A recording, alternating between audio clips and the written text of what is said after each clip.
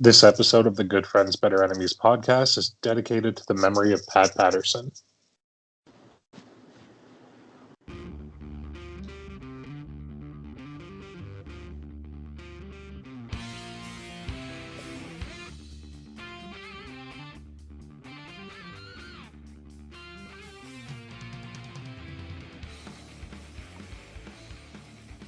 Hello, everybody, and welcome to yet another edition of the Good Friends, Better Enemies podcast. As always, I am Tyrone, and as always, I am joined by the Pat Patterson and my Jerry Briscoe. Jay, how are you, buddy?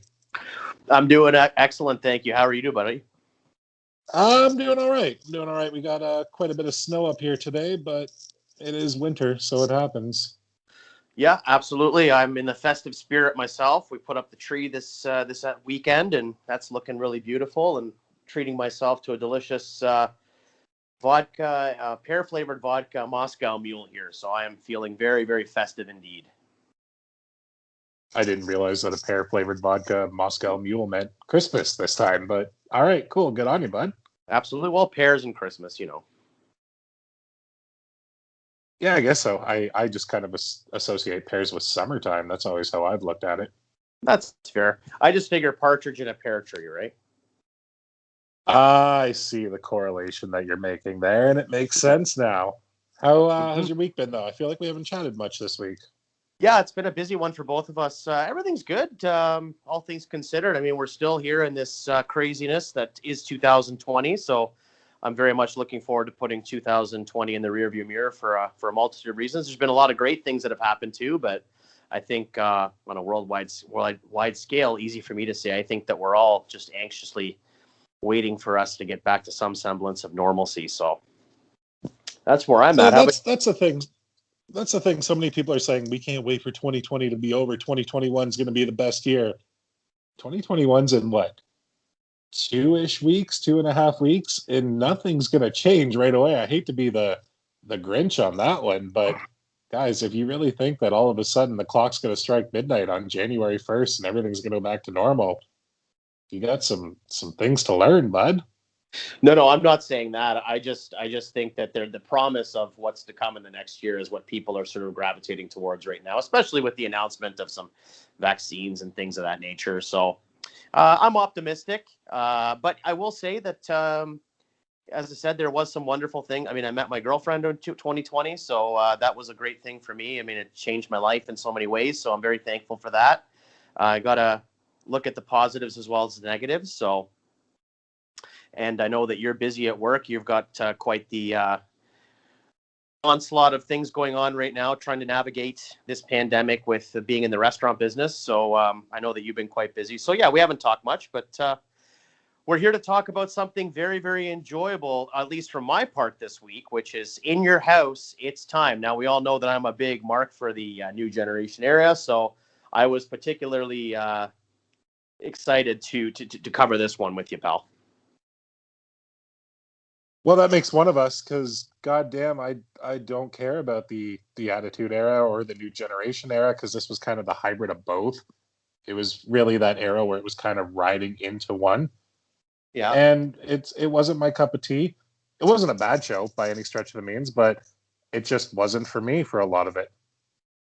No, I get it. I absolutely get it. There's a lot of people. The thing about it, too, is there's a lot of characters on this. This is still at a time where they, as you said, they're kind of going from one era to the next. So there's still a lot of kind of kooky characters, for lack of a better term, on this show, which a lot of which I've eliminated. So I think I've booked a pretty solid card. I think you're actually going to enjoy this card that I booked. We'll see, though. I say famous. I just really hope. I really hope you left fake Razor and fake Diesel in it, because it's really the only part of Diesel that I ever liked. So hopefully you left that one in for me. Only time will tell, my friend. What are you enjoying over there tonight? Do you have yourself a cold beverage after a long day's work? I am having an ice cold Canada Dry ginger ale right now. Oh, that sounds delicious. So I'm the only one inviting. Yeah, I want. Oh no! I once I finish my ginger ale, I'm going to be opening a cheap plug right here, but a KLB New England IPA, because goddamn, I love me my IPAs. I love New England. They make great chowder, so we're on the same page. Well, there we go. At least we can agree on something right off the bat. We're off to a good start here. Absolutely. Well, just to echo last week's episode, folks, Tyrone and I have decided to sort of take it easy on each other a little bit. We'll see what happens this week. I have a feeling I'm going to be eating a crap sandwich at some point today, but we're being a little bit more, I guess, muted in terms of our Better Enemies portion of the podcast just over the holidays. But we'll see by the end of the podcast if that truce holds or not. I don't think it will. I don't have high hopes, but you know me, I'm ever the optimistic. Yeah. But anyway, to kind of keep the show rolling here, this is normally the time that we would talk about this week in history. And I think you and I both agreed that with the unfortunate loss of one of the, if not the greatest minds in professional wrestling history, we would just take a moment to talk about Pat Patterson and ways he's affected us and memories of him. And I think that's the best thing that we can do right now, right, Jay? Oh, absolutely. Yeah. He's been so impactful in the business in so many ways. I mean, his footprint and his fingerprints are all over the business and will be for decades to come. So I think it's very appropriate that we take a few moments just to discuss Pat and his impact and his contributions. What's the first thing that comes to your mind when you think of Pat Patterson? Other than that illustrious tournament that he won in Rio de Janeiro for the Intercontinental Championship, it's got to be the Royal Rumble. I mean, he's legitimately the father of the Royal Rumble. It was his brainchild. He stole it from, I don't want to say stole, he borrowed the concept from somebody, I can't remember who, and then put a little bit. What's that? San Francisco. They used to do a similar battle royal in San Francisco at the Cow Palace. That's it right there. And then the inaugural one, after they had run it on house shows a few times to try and get it down, the inaugural one was right in our neck of the woods in Hamilton, Ontario. Little bit different. It was a television special, not a pay-per-view, and there was only 20 men versus 30. But still, pretty damn cool that the first one was in our neck of the woods. It is cool. And, the other thing that's cool about that as well is to think that, like, as big an event as the Royal Rumble became, to sort of come back to thinking of the original one that happened in 1988 and the fact that they were running other house shows that same night. They were doing, I think, 3 shows that night. Obviously, the Royal Rumble being the A show, but interesting to think that in the infancy of the Royal Rumble, they were doing multiple events still at the same time. Was the Royal Rumble even the A show, though? Like, when you look at the card? Or was it kind of like a B plus, if that? Because it was not a great show, the first one. I'm sorry. No, it wasn't a great show. But a lot of times, we talked about this before with Survivor Series. I think a lot of times it's hard to really give a hard time to some of these original shows just because they're first time out concepts. So you're obviously going to iron things out as you go and things of that nature. But no, I think it was a good effort. Obviously, it stuck. It was a big hit. I think Hogan was, I don't remember if Hogan was there or not. I think he might have been on another show, on one of the house shows, actually. I'm actually looking it up right now, and they had Hogan and Andre sign the contract, I believe. No, they signed the contract. Yeah, they signed the contract on main event. So no, the card or the card for Royal Rumble '98 was Steamboat over Rick Rude, the Jumping Bomb Angels over the Glamour Girls, Duggan winning the Rumble, and then the main event was the Islanders taking on the Young Stallions. So that's not an 8 show. I'm sorry. No, that's not. That's like that's more of like if you're running 2 shows, you're doing one in Chicago and one Peoria. That's the Peoria show for sure. Not sure. I mean, I think that the concept was great and pretty exciting. But Pat's contributions, bringing that to the forefront, obviously it tweaked the concept a little bit throughout the years, and it became what we know and love today. What in your mind was sort of the height of the Rumble for you? Like, there's been like over 30 of them now, and obviously there's been some flush years and some lean years. But do you have like a time frame where you think the Royal Rumble was the best? Like, would you say, maybe in the early 90s, or I guess everybody thinks that 92. Most people think 92 is the best Rumble of all time. But like, are you asking me what my favorite Rumble match is? Or are you asking me what era of the Rumble I think like we could say the Attitude Era, and that would be 3 or 4 Rumbles? Or are you just saying which exactly one in particular? Which era would be your favorite? fuck, I gotta. It's weird because I really do like the Golden Age ones, but none of that had any kind of, I don't want to say constant. There was no reward. Like it wasn't until '93 when you got a title shot, and '92 when you won the title. Yeah. So the first four really were just there for the sake of being there. Yeah, there are no stakes. No, none whatsoever. That's why Hogan won two of them as champion. Yeah, exactly. So when there's no stakes, the investment from a viewer's perspective is a little bit diminished because there's nothing really on the line, just maybe bragging rights or whatever the case may be. So it was genius to make the title shot. I'm not sure if that was something that Pat interjected himself, but it was genius to put that in as a stakes going forward. I mean, obviously after the 92 with the vacant title. I mean, but going back to what you asked about which era, I don't know if I can pick a certain era because that one didn't have the stakes. And then you look at 93 through, I'll say to 96, and those were kind of the lean years. And 95's Rumble was just garbage to me because of it was like every 30 seconds someone was coming out. So it didn't last long enough. Then Yeah. the Attitude Era, Steve Austin seemed to almost win every single one. So if I got to pick an era, I'm probably going like the Ruthless Aggression one, I guess, to a degree. Yeah, no, I'd take that. There was some really good Rumbles in that time frame. I mean, my favorite, obviously this is not going to come as a surprise to anybody, but my favorite Rumble of all time is 97. I just loved it. I mean, 92 is a close second as well. You take 97 over 92, really? As an overall event, yeah. I don't know if the Rumble match was better, but the overall event in 97 I thought was much better. The other thing, too, about it, I think that really enhanced it was in 96, they started playing entrance themes for every entrant, which I think greatly enhanced the presentation from a viewership perspective. I mean, it was great when you saw the guys in the Golden Age come out, but every once in a while, somebody like Jake the Snake would come out with his theme, but it was so sparingly done that I just sort of feel as though if they had started that from the beginning or even like in the early 90s, it would have made a much bigger difference. Also because you get that initial pop from the crowd when you hear the theme song, right? So yeah, I don't think it made a big difference from a viewership perspective, but if you were live in the crowd, yeah, it made all the difference because if you were up in the nosebleeds and Ken Patera or Shane Douglas walked out in one of the early ones, you don't care. You don't care. No, that's exactly right. That's exactly what I meant to say. Thanks for correcting me. I meant to say that from a live event perspective, when you hear the theme song, you get a pop out of it. But I mean, Pat's contributions obviously with the Intercontinental title, and then he won that championship, put it on the map, and then it became the second most prestigious title in the company, one of the most prestigious titles in the history of the business.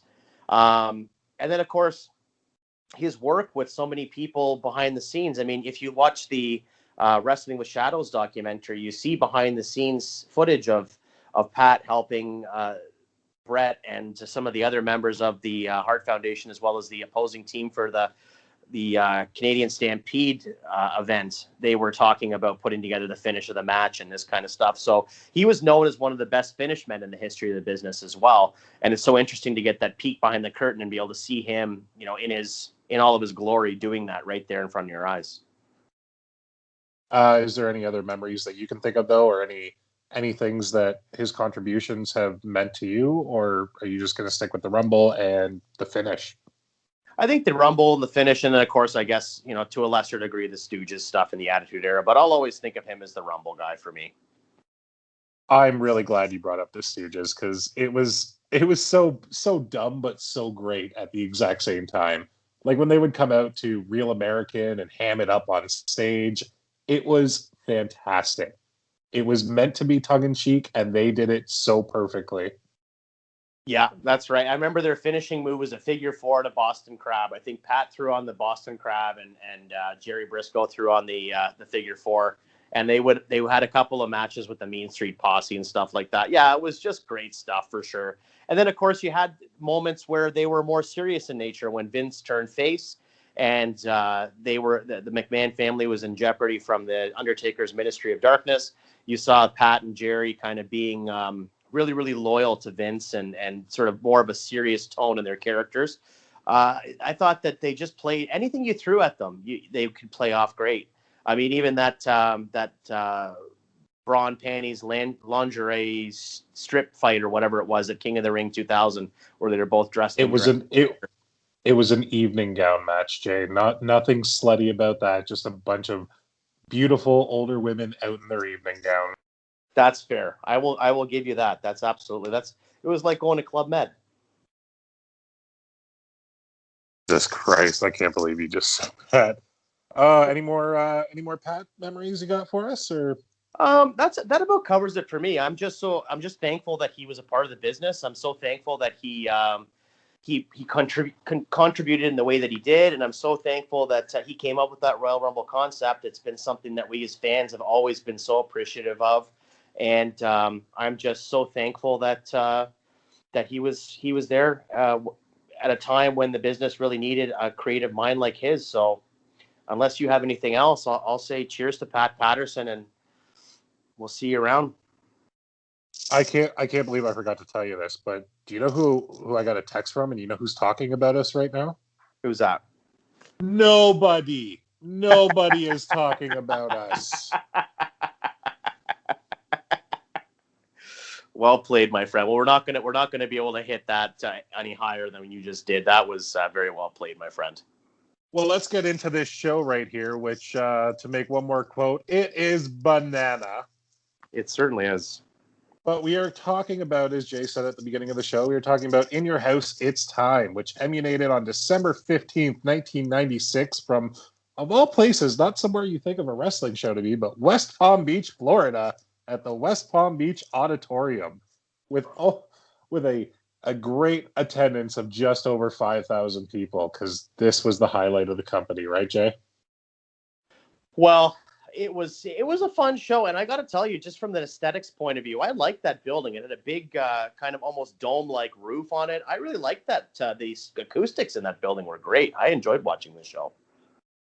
But when you think of a wrestling show from West Palm Beach, Florida, is your mind not automatically going to WCW in 2000? I actually went back to Club Med again, to be honest with you. Oh, I got no comment on that one. Okay. No, it was a good show. I enjoyed it. I mean, obviously, there's a lot of stuff on there that I would have maybe taken out, which I did. There's a lot of character-ish stuff going on. There's some, the Razor and Diesel stuff alone, was enough to be cringeworthy. But no, I enjoyed it.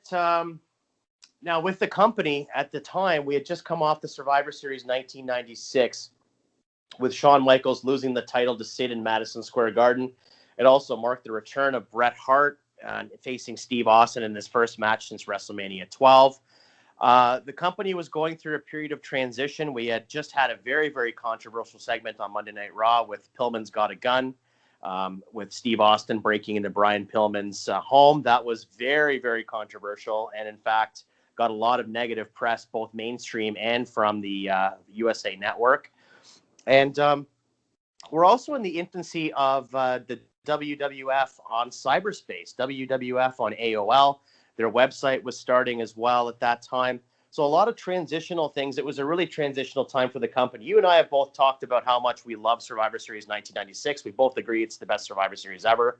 And also, with that being said, I sort of am of the thinking that Survivor Series 1996 was the event that was the birth of the Attitude Era. It was a very, very slow burn. We didn't get till full Attitude Era until maybe a year later. But I definitely feel as though that particular event was the one that started that, lit the match for the Attitude Era. And this show is indicative of that in so many ways. I'm definitely going to disagree with you right now on that being like the birth of the Attitude Era, because I would go back and say that might have been WrestleMania 12 just from the Hollywood Backlot Brawl. Yeah, I just meant in terms of the overall event. I mean, you have guys taking unprotected chair shots to the head. You have Sonny talking about Sable's breast implants. You have, a heart attack angle on the air. All this craziness that was going on during the match. I just think that, during the event, I just think that there was so much going on in a condensed one event. I feel as though this was an event that really started to push the envelope subtly towards the Attitude Era. Oh, that's fair enough. I think we can both agree that just 96 in general was where they were trying to push it a little bit further and see what they could get away with. Oh, definitely. Yeah. No, there's no question about that. You see from the start of the year, say from like the Rumble 96 to the Rumble 97, the company was in many ways very different. And I'm just going to straight up say that I think that's because of two people in particular, and that's Stone Cold Steve Austin and Goldust. I'm not going to disagree with you. I think Shawn Michaels to a certain degree as well. I think he started to get more of a heelish attitude edge towards the end of his championship run.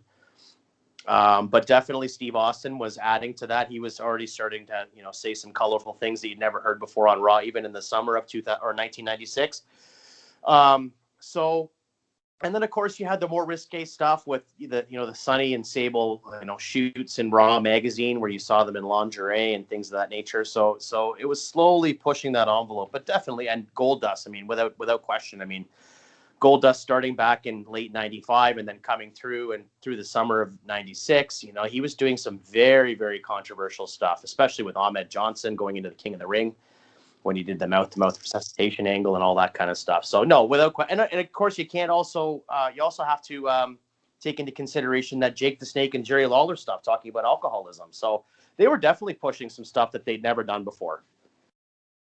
Yeah, and then it's funny how we talk about like Sonny and Sable and how they were posing and being a little risque. We never ever talk about Marlena, and I don't know why we don't, considering I'm such a goddamn Goldust mark, and Marlena was pretty much the only other woman in the company at the time, but we always just tend to forget about her. Well, I don't really forget about her so much as I just sort of think that she wasn't really doing that stuff as much. I think because she was sort of cloaked in the mystique of the Goldust character with Dustin, she wasn't doing really the Raw spreads and things like that until maybe a year or so later. She might have had a picture here and there, but she wasn't really, as much as she was a very attractive woman, she wasn't so much being pushed in that direction as much as, say, Sunny, for example, being kind of like the sex pot of WWE kind of thing, if that makes sense. No, 100% that makes sense.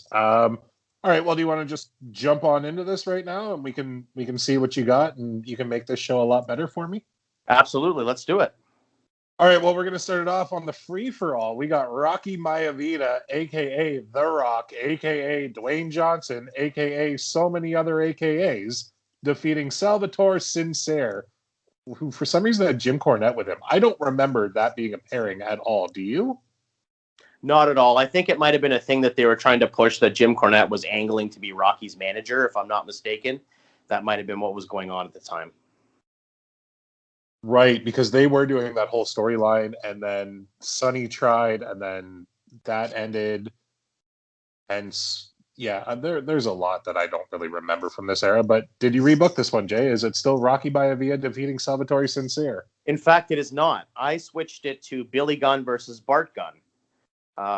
This was a feud to quote somebody, that'll put butts in seats. Yeah, well, I left it on the free for all. It was something that had been building for a while. They'd had a breakup angle, and actually, the next night on Raw was that famous angle where he hot-shotted Bart off the top rope and gave him a stun gun, and that resulted in an injury angle for Bart Gunn, which sort of got him off TV and established Billy as a pretty ugly heel for a couple of months there afterwards. So I felt as though having this match the night before would set up the rematch the next night on Raw. Then you have that angle, which was the closing angle for that night's Raw. So I felt like it made sense to do one match ahead of time and then go into the rematch the next night on Raw. So I have Bart going over clean with a neck breaker on Billy, and Billy just being so frustrated and flustered. There wasn't a lot of, to do in this match. It wouldn't have been more than maybe 6 or 7 minutes long, but it was enough to to set up the next night's angle. So here's my issue with this match. I love the fact that this match is taking multiple times. They needed a finish to their storyline that they never properly got. Yeah. But I think this should have been done 1 month earlier at Survivor Series when they were on the free-for-all again with a team of just straight-up jobbers on both ends, when you could have just had the one-on-one and ended it there. No, I don't disagree with that. I think that, but I think that in the spirit of Survivor Series, that was at a time when they were still really pushing the team concepts. So it made sense for the Survivor Series for them to have teams. This match now being on the free for all, it almost sort of like it builds a bit of an arc, right? So you have them team captains at the Survivor Series, then you move on to a match, one-on-one match at the next pay-per-view, and then the following night you do the injury angle. So I understand what you're saying, but I feel like having one more singles match before the injury angle makes a little bit more sense. No, I'm not going to argue on that one. So, I mean, this is definitely better than watching The Rock beat up Tom Brady. I'm not going to lie on that one. Yeah, I mean, I just thought it made sense. I was sort of flirting with the idea of putting it on the main card, but I switched some stuff around, and just full disclosure as well, I did add a match to this card. So I'm going to be adding one more. It was a 5-match card, so we added one more. The event was only an hour and 48, so I figured you could definitely squeeze one more match in there, no problem.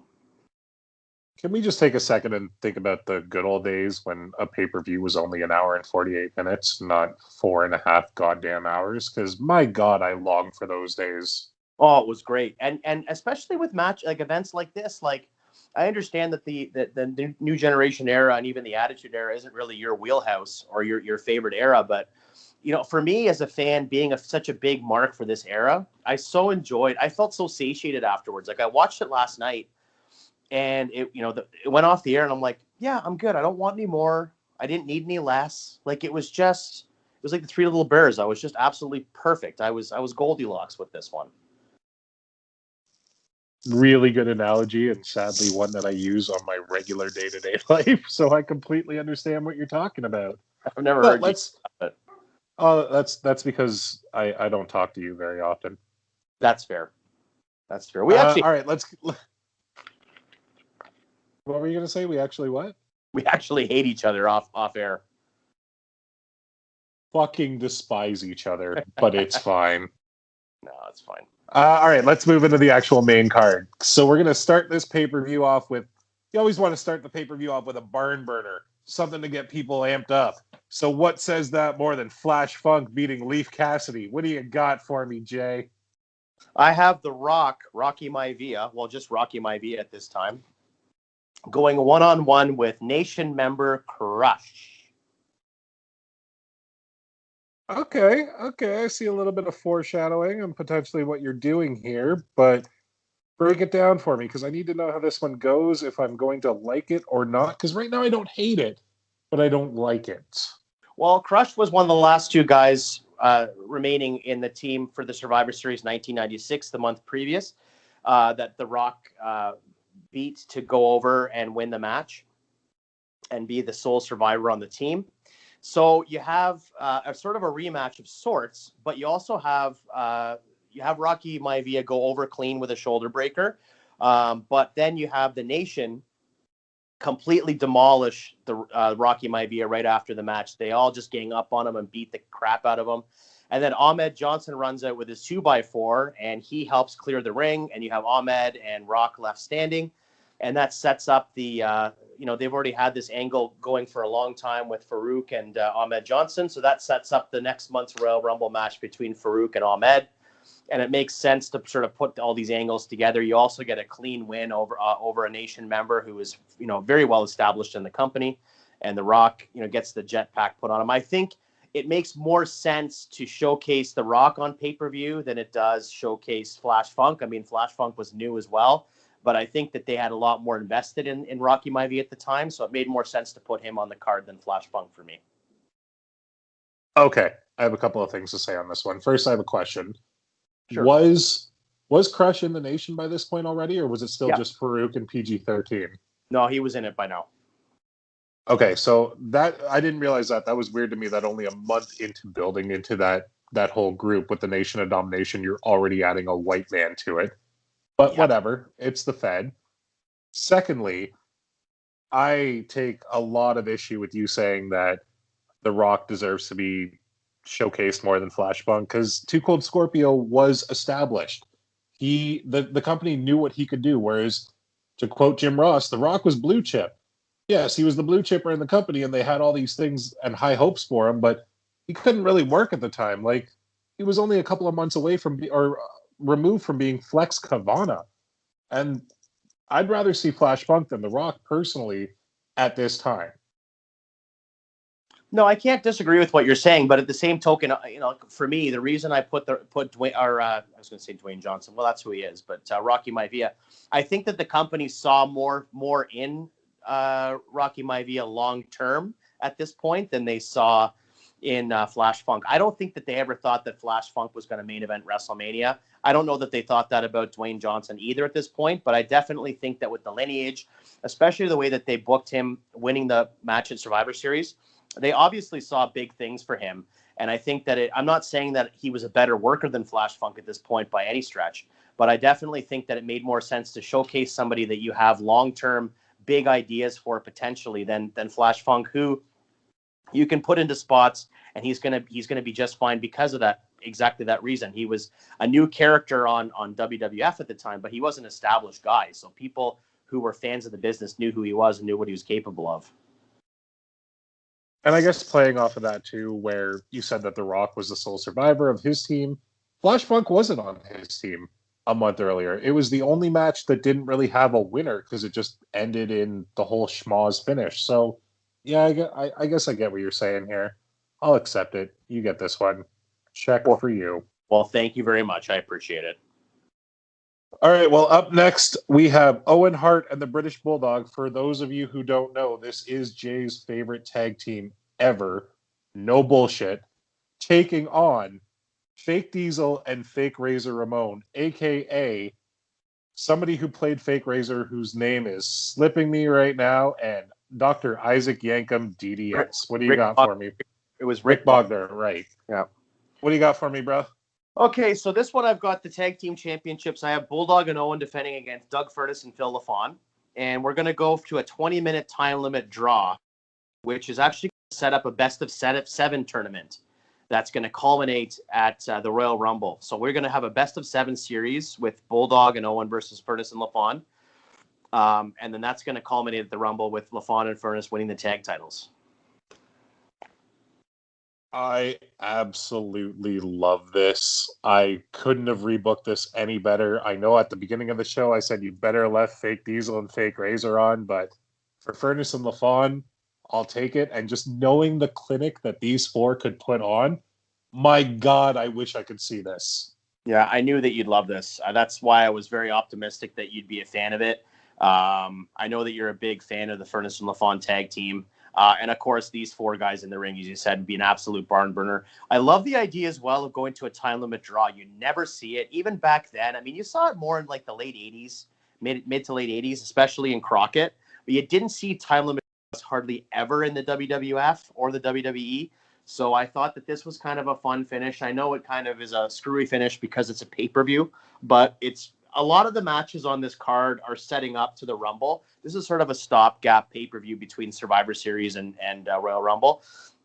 But I definitely had thoughts of this best of 7 tournament as well. Just thinking about them having matches on Raw and Superstars, and maybe you show footage one night on Raw of a live event over the weekend, a house show where they had this incredible match as part of the best of 7 series. So I think it's a lot of fun, this particular feud. I agree. The only thing, and I honestly say the only thing that I would change in this scenario is I would have dragged it out to WrestleMania, because at this time TV wasn't, it was every week, but Raw was only an hour at this point. So you could show them every 2 to 3 weeks, and then you could drag it out to WrestleMania, because that tag match at WrestleMania 13 was garbage, and this would have been fantastic. Well, I disagree. I like the tag match at WrestleMania 13, but I will say, like, I did think about that. I'll be honest. I toyed around with the idea of different things. I thought maybe In Your House Final 4 in February, maybe that would be the blow off. But the thing for me was that I just thought that, especially for WrestleMania, I thought starting in mid-December and then going to the better, the back half of March would be too long to drag that out for. I think maybe you're right. The Rumble's maybe a little bit too quick. So maybe we'll split the difference and do it at the In Your House Final 4 in Chattanooga, Tennessee.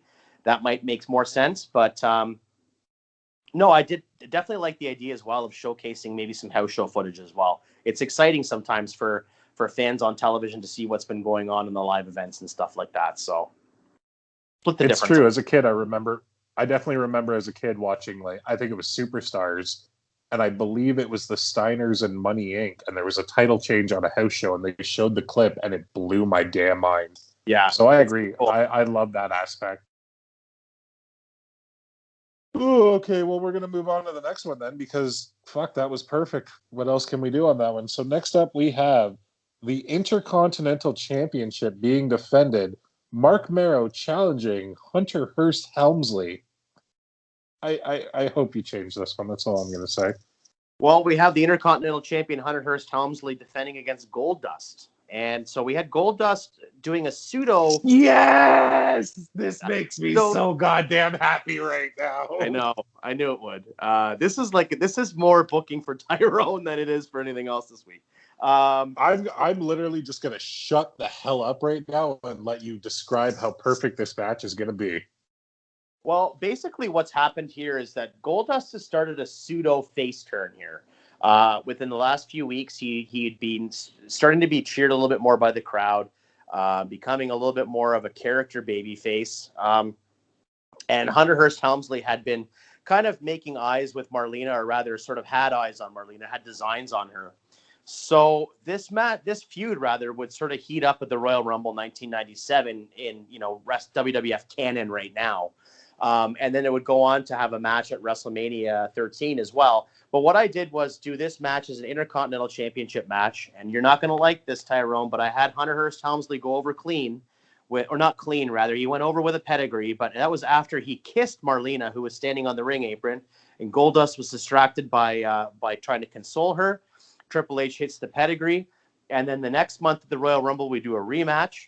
Goldust wins the Intercontinental title at the Rumble. And then they do the blow-off match at WrestleMania.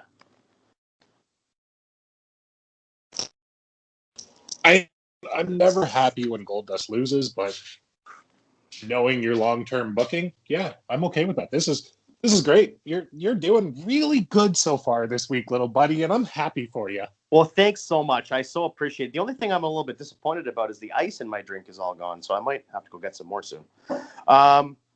Yeah, that's pretty much where I'm... Sorry? Nothing. I got nothing. Just keep going. I'm just still on a Goldust high. Yeah, that was a fun one for me. I really enjoyed that one. I thought it would be a really, really spirited match. The thing about the Mark Marrow match as well is, I don't nearly think that Mark Marrow is as bad a worker as people seem to make him out to be. I thought he was a pretty solid hand. I just thought that this whole feud was so played out by this point. We really didn't need to see another match with these two on pay-per-view or really on TV in general. Like, you could do like a fun little, throwback maybe a couple months later to have Mark Marrow challenge or something, but I didn't need to see Hunter Hearst Helmsley and Mark Marrow again in '96. I actually kind of prefer the Marvelous Mark Marrow gimmick to the Wild Man one. I liked him when he was just being that cocky brass boxing heel. WWF version of Johnny B. Bad, I guess. Yeah, that's fair. I like the Mark Marrow gimmick, when he changed his look a little bit, in the summer of '96, and he got the flamboyant jacket and he put the streamers on and all that kind of thing. I kind of like the presentation a bit more than the original, but I'm with you. I think that the Marvelous Mark Marrow gimmick, as much as I didn't like the really, really controversial kind of, abusive husband type stuff, I thought that was not necessary whatsoever. It really didn't do anything. No, okay. Further. Yeah, no, I didn't mean that part. I meant more just his boxer gimmick is what I should have said, and not. But yes, you're right. Yeah, no, I know that's what you meant. I wasn't trying to say that you were a fan of that. I just, I agree with you. I think the presentation was, I remember the first time I saw him come out with the boxer gimmick, I thought he looked really cool. He had a shaved head and he had this, this robe on, and then he had these boxing trunks and all this kind of stuff. I really thought it was cool because we hadn't seen Mark Marrow for I think 9 months. He was off TV. He got a knee injury and sometime in February, and we didn't see him again until October of '97. So when he came back, he looked totally different, and it was kind of cool just to see him come back out of nowhere. There's no build. He just sort of showed up. It was kind of neat. I'm going to take a wild guess right now and say now is when you're adding your match that wasn't on the card. Am I correct? Yes. I figured, judging what was left on this card. So, Jay, what the hell are you adding to this card to make it even better? Well, there was a period of time here in the late 96, early 97, where they were doing on Monday Night Raw tough man matches. So, for example, you'd see Steve Austin take on Vader, and they would call it a tough man contest, and they'd be pretty physical and aggressive matches. What I've done here is I've added Hold on. Didn't we rename that at one point and call it the Brawl for All? Yeah, but this was a little different. This was more of just like putting a couple of guys that were just, really snug, stiff workers together and calling it a tough man match. So what I've devised here is we are going to try to pop a rating at the same time. The winner of this match is going to receive a title shot on the December 30th, 1996 Monday Night Raw. So it gives time to 2 weeks to build to this match as well. So the winner of the championship match is going to face the winner of this title shot challenge, and it's going to be a tough man match. It's going to be Stone Cold Steve Austin taking on Mankind. Now, I understand what you're going to think right off the top, that two heels, but again, Vader and Steve Austin are already doing it, so I thought, why not sub out Vader and put in Mankind? We'll do a really, really physical match here, and I'm going to have Austin go over clean with the stunner. I think it makes sense coming off of Austin's loss at Survivor Series that he goes over on an established character like Mankind. It's not going to hurt Mankind any. He's going to continue and go on to be a very, very established star going forward. So Austin winning clean with the stunner and then going off and getting that title shot versus the winner of the championship match, I think is a lot of fun. So I think the match is fantastic. I love the addition of this, but I don't necessarily agree with the clean finish over Foley, only because, yes, Austin lost the month earlier, but so did Mankind. So you don't want to have him keep losing. And I get what you're saying. It's not going to hurt the character. It's not going to hurt the character. It could. It was 96. You never know what could have happened. I would have liked to have seen, obviously a pinfall finish, but have a ref distraction and Austin kind of low blow him or something like that and get the win that way. That way you're not taking any momentum off of Mick Foley. Well, okay, so here's my logic with that, though. I feel as though, so Austin hadn't, other than winning King of the Ring, he hadn't been doing much up until the Brett match the month previous. Whereas Mick Foley was immediately in a program with The Undertaker. So to me, The Undertaker and Mankind feud put Foley on the map probably more than the King of the Ring put Steve Austin on the map. I think that the King of the Ring certainly helped. But for me, it was more to do with him facing Brett and starting to face main event opponents as opposed to winning the tournament. He obviously accelerated throughout the summer and fall of 96, but having Mankind in that immediate feud with Taker kind of put him in a really, really different stratosphere for a while than Austin. So I think that Mick Foley doing a clean job here on one pay-per-view to Steve Austin, who was coming up coming off of that loss from Brett, probably wasn't going to hurt him at all. Okay, I'm going to ask you, just because you're the encyclopedia of the new generation, what was the pay-per-view before Survivor Series 96? In Your House, Buried Alive. October 20th, and who? 1996. Market Square Arena in Indianapolis, Indiana. And what did Mankind do on that pay-per-view? He buried The Undertaker alive. All right, so I guess I can't argue with this anymore. Yeah. You got me. Yeah, I don't think him doing the job to a guy who's accelerating up the card rapidly like Steve Austin, who'd be a main event guy within 2 or 3 months, if not already. I think it probably wouldn't have hurt him at all. All right. Well, next up, we have something that we've never seen since, and I honestly hope we never see again, an Armageddon rules match with The Undertaker taking on the Executioner. I don't think that this one is staying. Is it, Jay? It certainly is not. This match, I've gone back in time and subbed a few things out. So if you remember the month previous, we saw The Undertaker versus Mankind with Paul Bearer in a shark cage above the ring, and the Executioner came out and attacked The Undertaker after the match. I'm actually going to sub the Executioner out for Vader, and Vader's going to come out and attack The Undertaker after the Survivor Series match. And this will set up a Vader versus Undertaker match at the In Your House It's Time pay-per-view, which we're covering right now. And if you remember your history, The Undertaker and Vader faced each other at the Royal Rumble 1997. So what we're going to do is we're going to have this match with Vader going over on The Undertaker with a moonsault after Paul Bearer distracts The Undertaker. And Vader gets the upper hand, and that's going to lead to a body bag match at the Royal Rumble 1997. You remember body bag matches back in the early 90s? I sure do. I forgot completely until you brought that up. But yes, I definitely remember that. So in this booking, Terry Gordy never came back. There was no executioner then, right? Well, the Executioner was also involved with the Buried Alive finish, but I feel like you didn't need him to be there. So I just kind of erased this whole Executioner gimmick from history in my scenario. It's nothing against Terry Gordy. I just don't think that the character served any purpose. And I think that it was just another body for The Undertaker to go through. I think that you'd get a lot more with The Undertaker, obviously, and Vader. I think that Vader needed something after SummerSlam 96. And if he wasn't going to be in the title picture, putting him with The Undertaker would be the next best thing. So I think that having The Undertaker and Vader work a 2 or 3 match program would have been really, really instrumental to keeping Vader at a certain level as opposed to dropping off.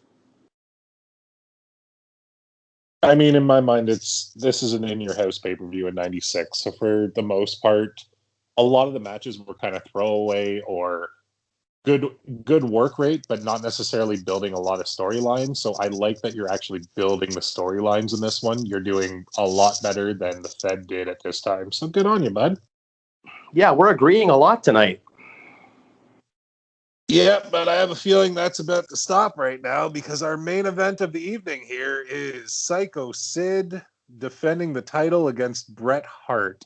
If there is ever a match on paper that I could care less about, this is it. So I'm just going to mute myself, go make a drink, and let you talk because I don't care. So go for it. Okie dokie. Well, we have actually got the match structure more or less staying the same. The only difference is that in the original In Your House, Shawn Michaels came out to do commentary, and he interfered, causing Bret to lose the match. Now, what I've done here is I've changed the finish of the match in a way. I'm actually borrowing from the In Your House Degeneration X finish, where what I'm going to do is I'm going to have it that we haven't seen Shawn Michaels since Survivor Series. He's been convalescing with Jose Lothario. He's been off TV. We haven't heard anything about him other than updates from the commentary team on Raw. And then towards the end of the match, right where Bret is starting to build some momentum, he's going to be setting up the sharpshooter shortly. They're still fighting back and forth. You're going to have Shawn Michaels run in through the crowd in street clothes and attack Sid, causing the disqualification. And this would add a ton of fuel to the Bret and Shawn feud, and as well sets up the Royal Rumble rematch with Sid and Shawn. I just think that this way it makes a lot more sense. I think that having Shawn go out and do commentary like they did kind of telegraphs the finish. Whereas if you had Shawn come run in through the crowd and attack Sid and beat the tar out of him, and then Bret's all pissed off because he lost the match due to disqualification, I think that that's a much more effective way to get to where you want to go, as opposed to having Shawn just sitting out there. So you're telling me that there's actually going to be a match where Bret Hart is pissed off at the finish? No, that never, ever happened. It happens every once in a while. I'll grant you that. Every once in a while? Come on, dude. That happened like the entire last 2 years of his career. He was pissed off. And that's what pissed me off about him. But yeah, this is your event. I can't just shit on Bret Hart anymore because it's happened so many times. But yeah, cool. That's great. Love it. Hate it. It is what it is. I don't care about this match in the slightest, and there's nothing you can do that would make me care. Okay, so plays devil's advocate here. How would you have booked this main event then instead? I guess you would have kept Vader as the champion, or rather you would have had Vader win the title at SummerSlam, and then he would have kept the title, or how would you have done? I'd like to hear how you would have booked it. I'm just curious. No, I would have had Vader lose at SummerSlam, but then I would have had the rematch happen at Survivor Series, and I would have had Vader win that one, and then we go into this one, and it's Vader versus I guess Brett at this point, and then Vader beats Brett still, and Vader stays strong and keeps the title until WrestleMania, where he drops it to The Undertaker. Because there is absolutely no reason for Sid to ever be champion in any goddamn federation ever, and there was no need for Bret Hart to hold the title anymore. The guy had done it. He'd been there, done that. We don't need to see it again. Let's let Vader have it. Let's let The Undertaker have it. We hadn't had The Undertaker be champion in 6 years. Let's move on from Bret Hart. We're done with Bret Hart. I don't ever want to see Sid with a title. I don't even want to see him with a softball championship at this point. But I don't care about Sid or Bret Hart in any way, shape, or form. Okay, so you're in your mind, you see Vader and Undertaker as the main event of 13? I mean, if we're basing it off of all the booking of that, yeah. If we're being perfectly honest, no, I don't see it being Vader and Undertaker. I see it being Vader and Mankind. I think that would have been a way better main event. I think it would have been a hard-hitting match, and it would have been what the company needed in 97 versus having what it really was, where it was The Undertaker and Sid in a terrible match. At least Vader and Mankind would have put their bodies on the line. Foley might have lost his other ear. You never know. It could have been great for pay-per-view. Wait. Let me see if I understand this correctly. So you are suggesting that the main event of WrestleMania 13 should have been Mankind versus Vader for the title? Well, it would have been a hell of a lot better than The Undertaker versus Sid. I mean, shit, you could have put Goldust versus Brian Pillman in the main event, and I would have been happy. You could have put Doug Furnas and Phil LaFawn versus Bulldog and Owen Hart in the main event. I would have been happy. You could have put the Brooklyn Brawler versus the Red Rooster in the main event, and I would have thought that was way better than what they gave us. I'm not going to argue with you that main event wasn't very good. I don't think it was either. But if you look at the context of the company at the time, how can you in your right mind say that you think that Vader versus Mankind was the main event attraction for WrestleMania 13? I don't understand how you could even fathom that.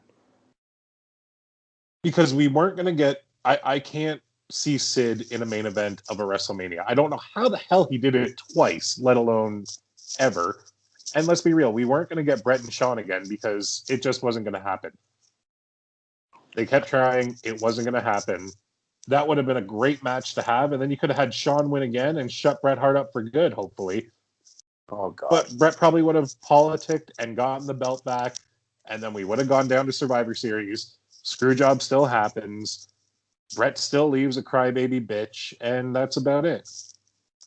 Okay, so just so I'm clear here, so we're both on the same page that all things being equal, without the lost your smile stuff and Shawn's knee, you do agree that the main event of WrestleMania 13 should have been the rematch with Bret and Shawn. You do agree with that? I do agree with that, yes. And what kind of match would you have had?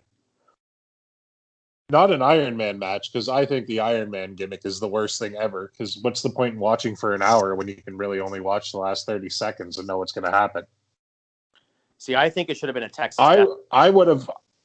No, oh, fuck you. I was going to say it should have been a Sunny Days match and had Sunny on the pole, because that would have been a hell of a lot better. I think Sunny's on the pole right now, somewhere in New Jersey. So I totally threw you a softball on that one in honor of Sid for you. Thank you very much. That's very sweet of you. No, okay, so no, but in all seriousness, like, how would you have booked that? Like, so I've always thought, like, we've talked about this a little bit before, because the Bret and Shawn stuff, obviously with our Survivor Series episode that's in the archives, exclusively on YouTube at the Good Friends Better Enemies podcast under the Counted Out 7 YouTube channel. But I always kind of thought that maybe their best match was the Survivor Series 97 match up until the screw job. Like, that brawl on the outside was amazing. Then you got into the ring, you started doing, I mean, it was a good 40 minutes or 35 minutes before the screw job happened. So I think that match was maybe their best outing. What do you think? I agree that their best match happened at the Survivor Series, but I think it happened at Survivor Series 92 when they were both in completely different versions of their gimmick. Bret Hart was the new babyface champ. Shawn was the narcissistic heel that was in love with himself, and they had a great match there. You weren't getting degenerate Sean, who was so full of himself and in Vince McMahon's ear, and you weren't getting crybaby Bret Hart, who was just like, well, Sean did this, and oh my god, he said this about my family, and I can't be out there with him because I don't know if he's gonna work with me. Oh my god, my name's Bret Hart, and I'm just a whiny baby. So I disagree. I don't think that was their best match ever. And if I'm rebooking 13 as them on top, I'm probably going with a last man standing match realistically. And you let them just beat the living hell out of each other where one can't make the 10 count. And then you have a legitimate reason as to why somebody's the champ. The other person couldn't answer the 10 count. Hopefully it's Sean, because I feel like in a real fight, Sean would probably beat the hell out of Bret in a fight, not in a wrestling match. And that ends it. It shuts up Bret. He moves on. We go to him versus. I really don't even care who he's against, but it's just not Sean anymore. And I'm tired of the two of them always being intertwined with each other when they have both done so many other great things, but they're always brought back to each other because of that stupid screw job finish that Bret screwed Bret on, by the way. Well, I have a couple things. First of all, I can't believe you used your actual voice on the podcast when you were mocking Bret Hart. That's how he actually sounds when he's off air, folks. Also, the only reason we're talking about this Bret and Sean stuff is because it's timely to the conversation, timely to this pay-per-view we're discussing. So it's not something that I necessarily intertwine those two whatsoever. I always sort of look at Bret and Sean's careers separately entirely, with the exception of, obviously the screw job was a big moment in wrestling history, but I don't define either man's career because of that moment whatsoever. And also, I like the idea of a last man standing match, but what popped in my head when you were talking was, what about a ladder match? I mean, a ladder match in 97 between Bret and Sean for the title and the main event at WrestleMania would have been huge, I think.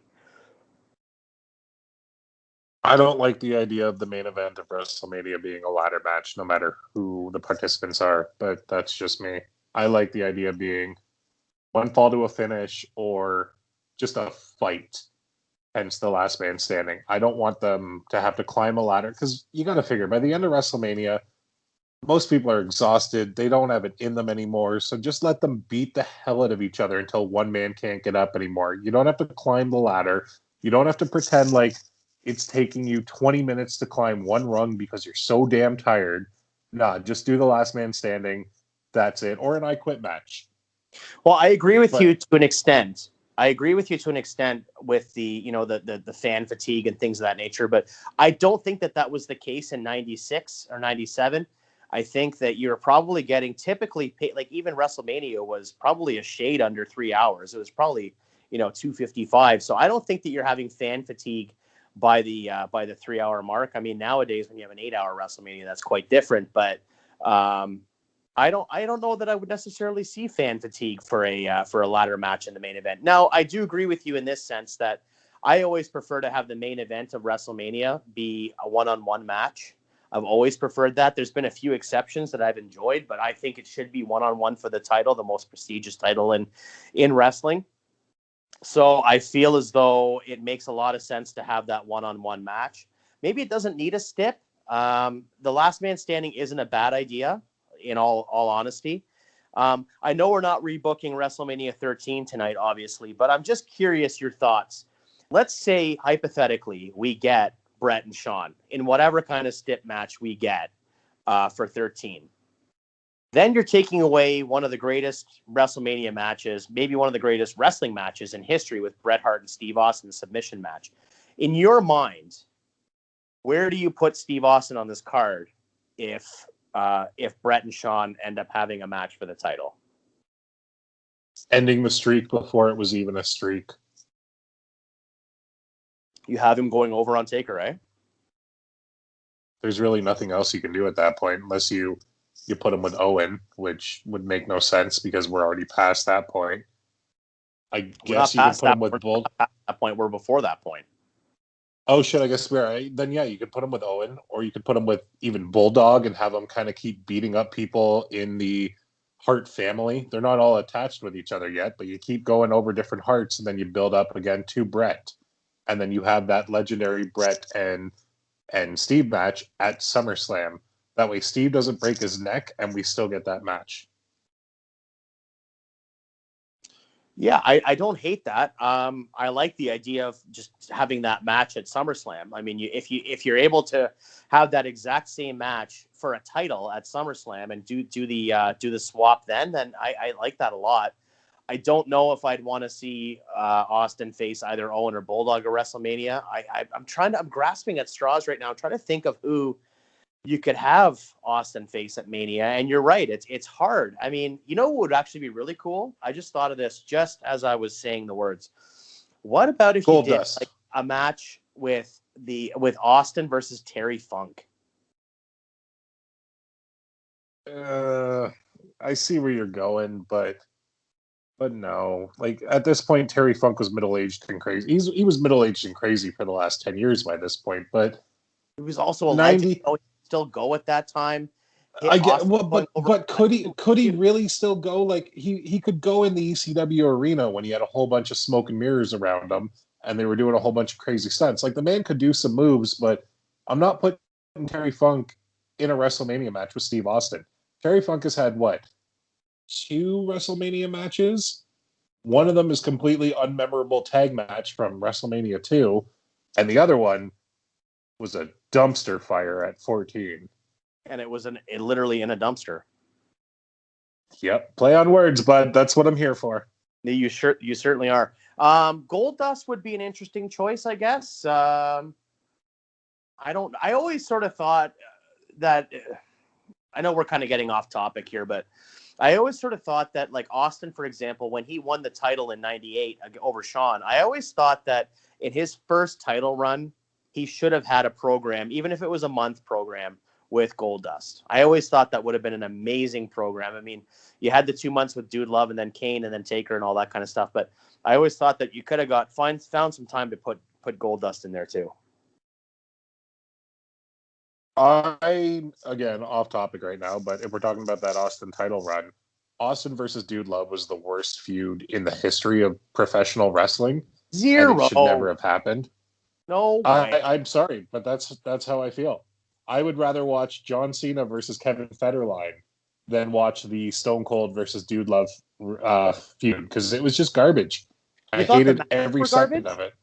You thought the matches I thought the matches sucked. I thought the feud sucked. I thought the matches sucked. I am not the Steve Austin mark that you are. I love Steve Austin's work rate from the early to mid 90s and into the later 90s.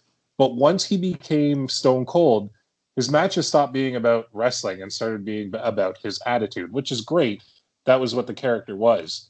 But him and Foley could not play off of that, especially when Foley was playing the corporate Dude Love gimmick, which just was terrible.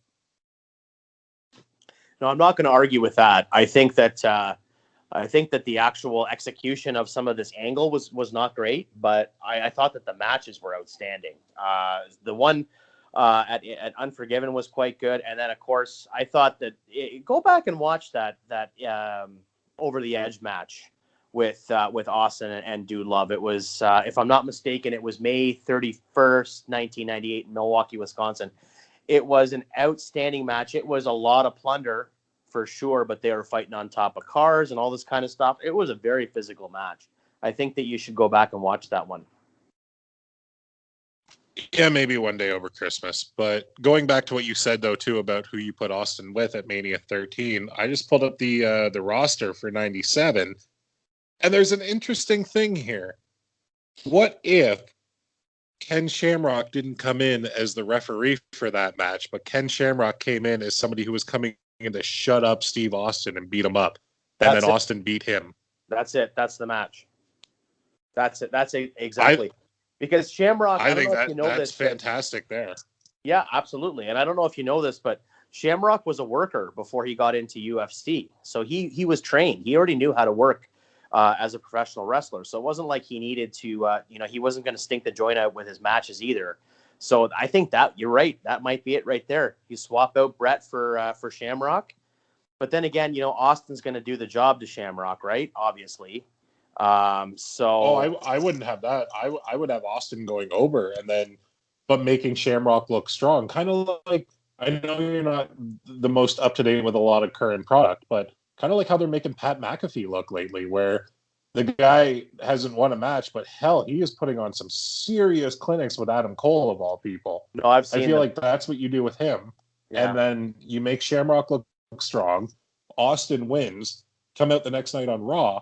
Shamrock calls him out to shake his hand, say, yeah, the better man won. And Austin just flips him off. And then Shamrock snaps and destroys him. Yeah, see, I don't see it that way. I don't think that they're going to bring at 97, especially. I don't see them bringing in a name like Ken Shamrock, who had some name recognition, some brand recognition, to a certain degree. I don't see them having him come in and then job out to Steve Austin. I mean, it's not like it's a one and done. He's going to be signed and he's going to be still a top star in the company. So losing your first match doesn't hurt you, bud, especially if you look like a star. No, I agree with you. I definitely agree with you. But I'm just looking at the context of the time. I just don't think that it's something that they would do. It'd be like, I don't know. I guess it'd be like Bam Bam going over on LT. It wasn't going to happen. I'm not putting Shamrock and LT. It should have though. Bam It Bam should should have. have I gone agree with over, you. but it. I completely agree with you. I think that a lot of times when you have these, outsiders come in, I'm obviously not. Shamrock's different because he was going to be a full-time competitor. But I think absolutely, if you have a guy like LT, I understand why they have them go over it. Obviously, it's common sense why LT went over on Bam Bam. But at the same time, it's going to But make the business so much stronger hold on. when Bam Bam goes over. You can't say that if you have outsiders come in, they're going to lose because I'm pretty sure that when the outsiders themselves went to WCW, they won their first match. Oh, I meant like from a celebrity standpoint. Are Nash and Hall not celebrities? I'm pretty sure Kevin Nash is in the Magic Mike movies, which makes him a celebrity. He was Super Shredder. He was in The Longest Yard. Kevin Nash and Scott Hall has been in such documentaries as anything about booze and Jake the Snake Roberts that's come out lately. That was in poor taste. I'm sorry about that one, but you get what I'm saying. Yeah, I think maybe you were in the Magic Mike movies also in your mind. Not in my mind, but definitely in my heart and soul. Well, I understand. We sort of went off on a bit of a tirade here, a tangent on some other stuff, but I think it made a lot of sense to kind of talk about some stuff that's coming up. I mean, in the company, okay, so I want to play a little bit more fantasy booker here with you, just a little bit longer, if you don't mind. Please indulge me.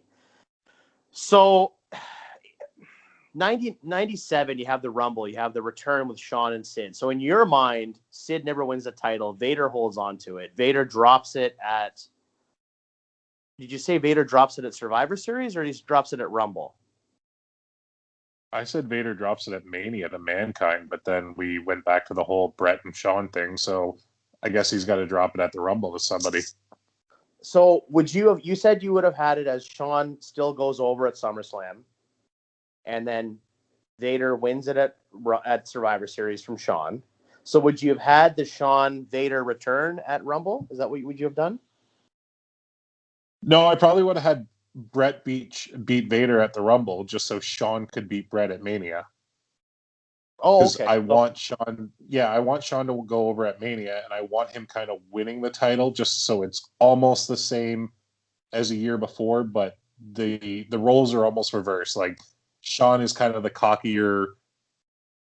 I don't want to say veteran because he's not the veteran compared to Brett, but whereas Brett was like the old timer and Shawn was the young kid.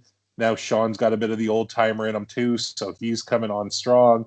And then you move on to the next set of pay-per-views, and he starts to put over younger talent. Right. So setting aside your distaste for Bret Hart and your distaste for the Shawn and Bret feud and what it's kind of done to their legacies in a certain degree in a lot of people's minds, like setting all that aside, do you not think that having Bret go over on Shawn at 13 makes sense just so you can do the third and final blow-off? Like, having Shawn win the first one, Brett wins the second one, and do the blow off later on down the road, like that, you don't think that fits, or would you rather just get rid of it altogether? I'd just get rid of the feud altogether. I don't think it needed to be there at all anymore. You Brett's just done. you just have Sean steamroll Brett twice, and that would be it. Exactly.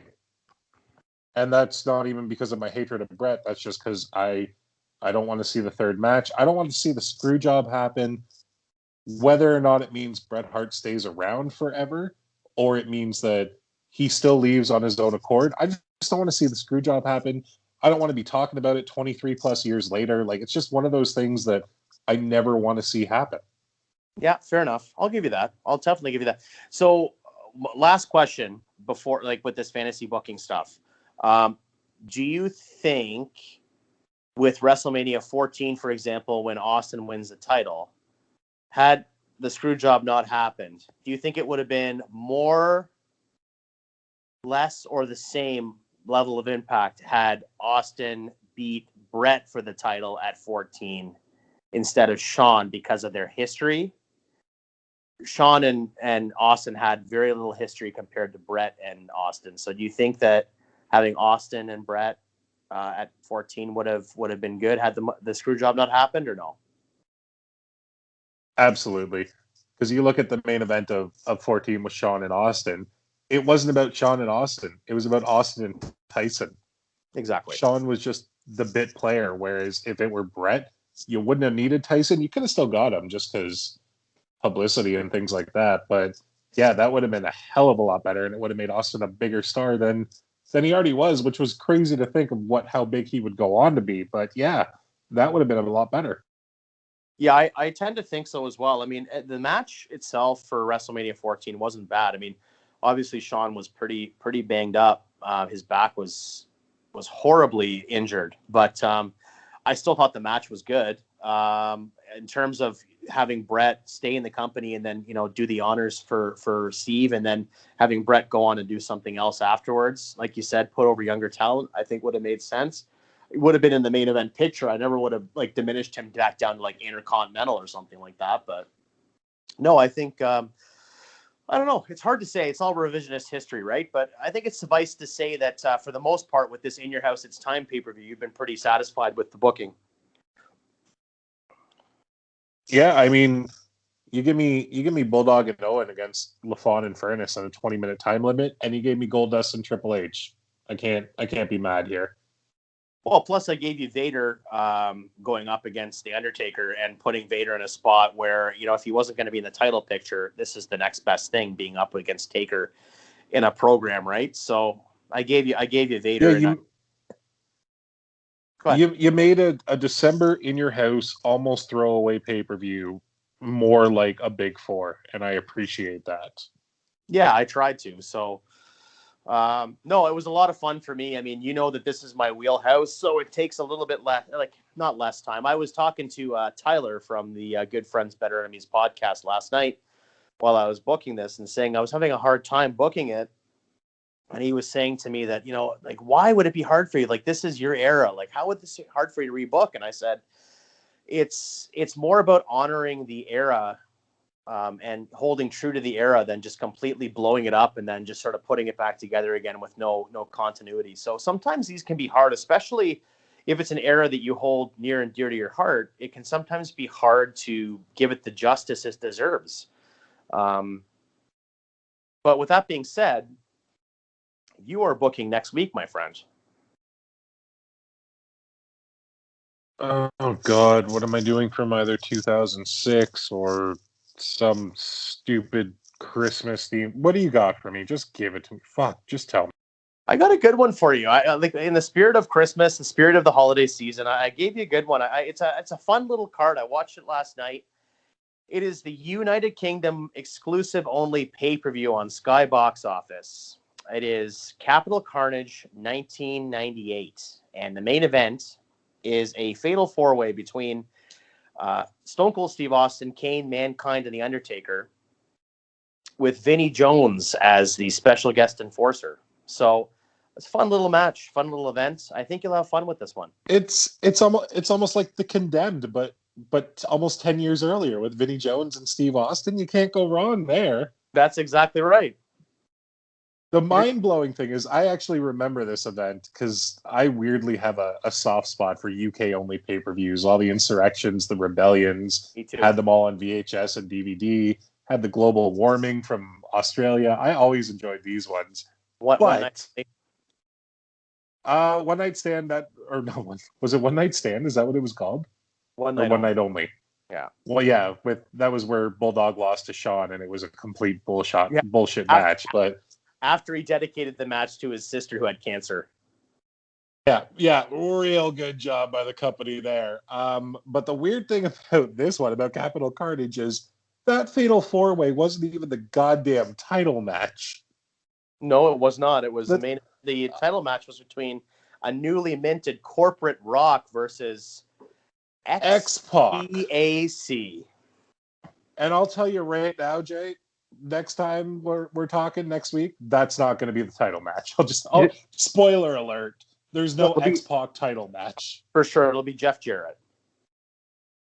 Unless we can listen to the Uncle Cracker X Factor theme song throughout the entire time that we're rebooking that match, then we're not doing that.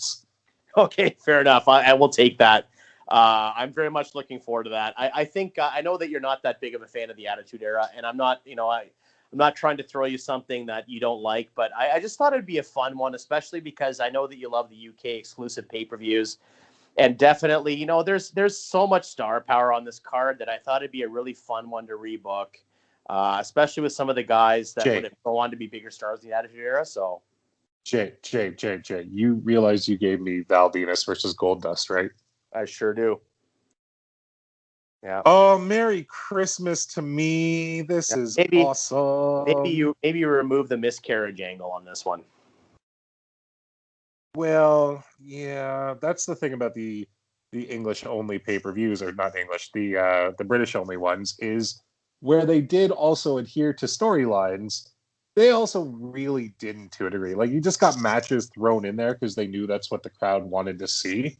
Yeah. So I'm almost going to treat it like that, where it's, you know what, that's what I'm going to do. I'm not going to treat it like any kind of storyline for the most part. We're getting what Tyrone wanted to see in 1998. Yeah, I'd almost book it as like a house show, almost like a glorified house show. That's pretty much what I'm going to do. There might be some cartwheels in matches. There might be some jumping jacks. There might be some just clown noses. There might just be a dance competition between, like, I don't know who was there in 98. Al Snow and Jeff Jarrett, let's say. They might just have a square dance competition. You never know. Oh boy, it's going to be the NXT Challenge Series version in 1998. I can't wait. I can't wait to see who's climbing monkey bars and who's going to be in a Texas death match. Oh, it's going to be a barn burner. A Texas death match in London, England. I can't wait. And it's probably going to include like Gerald Briscoe or something like that. I think for the purposes of this event, you should call it the Piccadilly Death Match. I think for the purposes of this event, I'm going to eat an edible before I rebook it. We're just going to keep it how it is and see how it goes. Well, on that, I don't think we're going to get much better high than that one, folks. So I think on that note, we're going to go ahead and put a bow on this one. Tyrone, my friend, we've had a phenomenal time this week. I thank you for agreeing with a lot of my booking. Obviously, we'll never see eye to eye on Brett or Sid. But if you have nothing else to plug... Or probably Gold. Just the socials. I mean, you can follow us on Twitter at good_enemies and on Instagram at double_enemies, where I have recently posted an older photo of Jay and I at an old house show. So if you want to see what the hell the two of us looked like when we were younger, go take a peek at that, guys. Yeah, no, it's going to be good. Exactly. Check it out. Thank you very much for that plug, Tyrone. I was just about to do it, but I'm glad you did because I've had 3 Moscow Mules now, and they weren't singles, so I'm feeling pretty good. Thank you so much, folks, for listening. We all hope that you have a phenomenal holiday if you're listening to this over the holiday season. Both Tyrone and I celebrate Christmas, so we'll wish those of you that do the same a Merry Christmas. We'll be back next week with Capital Carnage 1998.